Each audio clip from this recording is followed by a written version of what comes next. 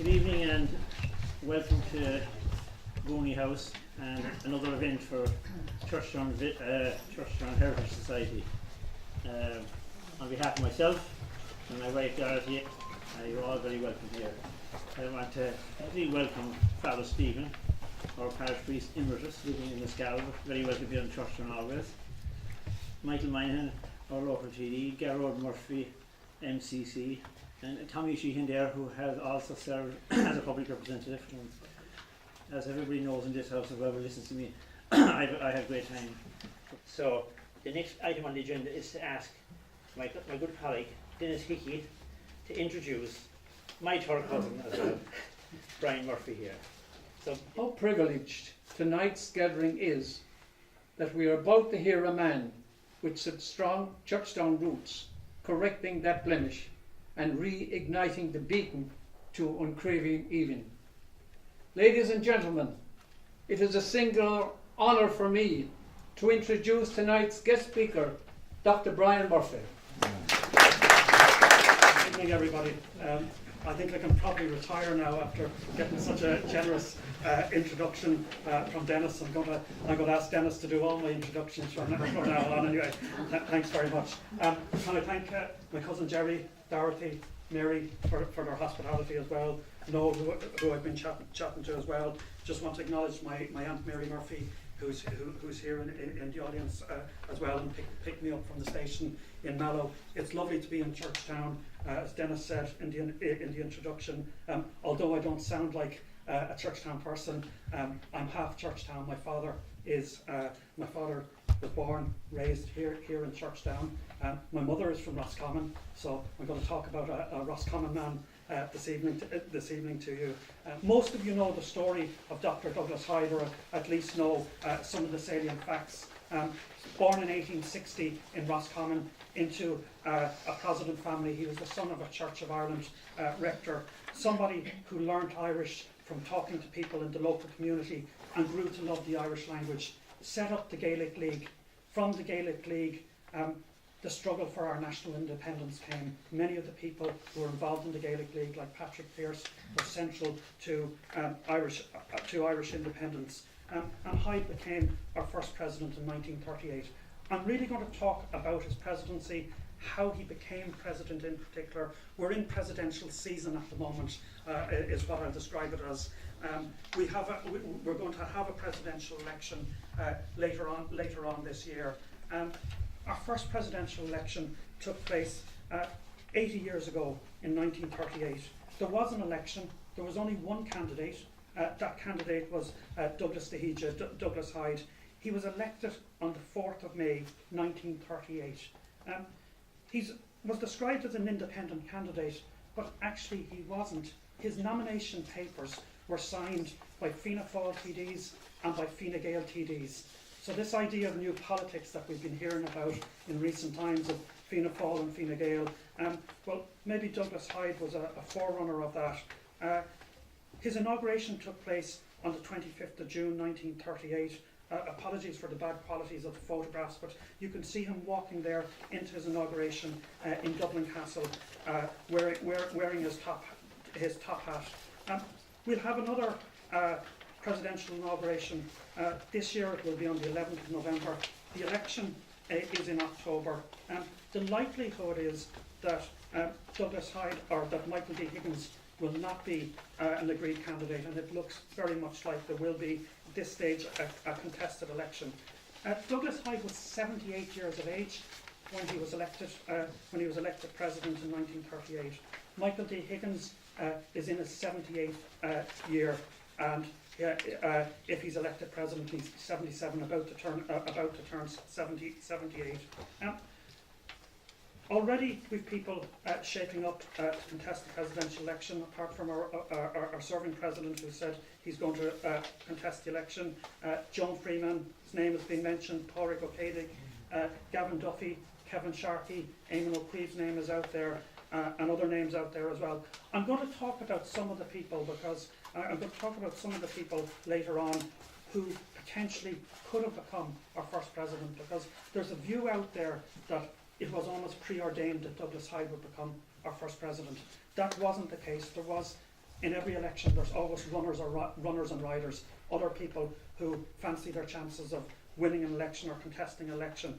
As it happened, Douglas Hyde, he wasn't contested. We may talk about why that happened. The next set of slides that I have there is they're photographs of O'Connell Street on the 25th of June 1938. 25th of June 1938 was the day that Douglas Hyde was inaugurated as our first president. And the crowds on the streets of Dublin were absolutely huge. It was seen as a day of national advance. Previously, our head of state in Ireland had been a Governor-General. The Governor-General was linked to the British Crown. We got our own constitution in 1937, Bunrock na hÉireann, which was enacted by the Irish people on the 29th of December 1937. And out of that constitution came the office of President of Ireland, with its democratic legitimacy flowing from the Irish people, not linked to the British Crown. And this was seen as something for Irish people to celebrate, that we had our own head of state, something to be very, very proud of. And the crowds in the streets in Dublin hadn't been seen since the Eucharistic Conference in 1932, when huge crowds came out onto the streets in Dublin. Those crowds would not be rivalled on the streets of Dublin again until another president travelled through the streets of Dublin. Anyone want to hazard a guess who he was? JFK, President Kennedy in 1963. Those crowds again rivalled in 1979 when Pope John Paul II came, huge crowds on the streets. And we haven't had crowds on the street like that since Italia '90. It might be a while till an Irish soccer team gets a World Cup and have crowds celebrating like that again. The office that Douglas Hyde was the first incumbent of, it came out of Bunrock na hÉireann, the Constitution of Ireland, which was enacted by the Irish people in a plebiscite and came into effect on the 29th of December 1937. What I was saying before the break, in terms of as 1937 gave way to 1938, a number of names being considered for the first president of Ireland. Sean Lester, Robert Mitchell Henry, Sean T. O'Kelly, just to name a couple of the names. Douglas Hyde's name wasn't out there. It seemed very clear that there would be a contested presidential election as 1937 gave way to 1938. But in early 1938, a big shift starts to take place, a shift towards the idea that there should not be a presidential election, a shift that suggested that there should be an agreed candidate for president. And the game changer was a sermon that was delivered in Armagh Cathedral, delivered by Cardinal Joseph McCrory on the 2nd of January 1938. And Cardinal McCrory expressed his viewpoint that if there was a presidential election, that this could be very, very divisive, and that it could be polarising, that a candidate would be put forward who was pro-treaty, a candidate put forward that was anti-treaty. And the Cardinal suggested that it would be a good thing for the country if an agreed candidate could be found that everybody could agree on. And almost immediately, De Valera and Fianna Fáil moved to take account of that. Some historians have suggested that the reason that this was done was that De Valera was following what the church was saying, and in the case of De Valera, just bending the knee to what the church said. I think with De Valera was a very, whatever people's views on him, De Valera was a very shrewd and astute politician. And the Cardinal's call for an agreed candidate, it actually suited Dev's agenda by that stage. Initially, we had spoke about the idea that De Valera wanted Sean T. O'Kelly as the first president, and De Valera felt that there should be a presidential election. But by early 1938, De Valera's position had shifted, and De Valera realised that an agreed candidate would be to his own benefit and to the benefits of the party he led, Fianna Fáil. There are a number of reasons for Fianna Fáil's conversion to the merits of an agreed candidate. Firstly, the notion that the president or the presidency was a vehicle for a dictatorship, which had been there since the Dáil debate on the draft constitution in 1937. This criticism kept building and building and building. Newspapers were writing about it. Politicians outside of De Valera's party kept on repeating this mantra that De Valera was going to install a party man into Áras an Uachtaráin, and this was going to give way to a dictatorship. And this actually started to impact on Fianna Fáil's support. Fianna Fáil actually lost a number of seats in the 1937 general election, and De Valera attributed that to this criticism of the presidency, and he decided, I need to kill this idea that I'm going to put a Fianna Fáil party hack into Áras an Uachtaráin. So an agreed candidate becomes quite appealing for De Valera.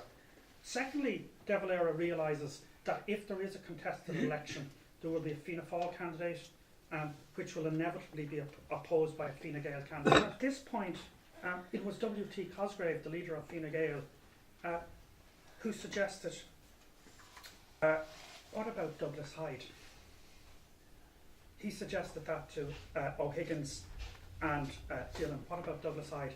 At the same time, from the research I've done, Fianna Fáil side had decided that they were going to table the name of Robert Mitchell Henry, the classical scholar from Belfast, who was Pro-Vice Chancellor of Queen's University. So when the talk started up again, from the Fine Gael side, the suggestion was made of Douglas Hyde. And the Fianna Fáil side accepted that straight away. And I'm not going to say anything else except for my father did ask me to pass on his best wishes to people in Churchtown. It was lovely at the intermission there to meet some of his former neighbours and people that he played on hurling teams with as well. He would have been loved being here. So we're going to have two tunes now from Nora Buckley. Nora Buckley is from Churchtown here, and she entertains us regularly here in the Booneys house. So when we have the two tunes with Nora, then we're going to do a little question and answer session with Brian Cindy is here, right? So.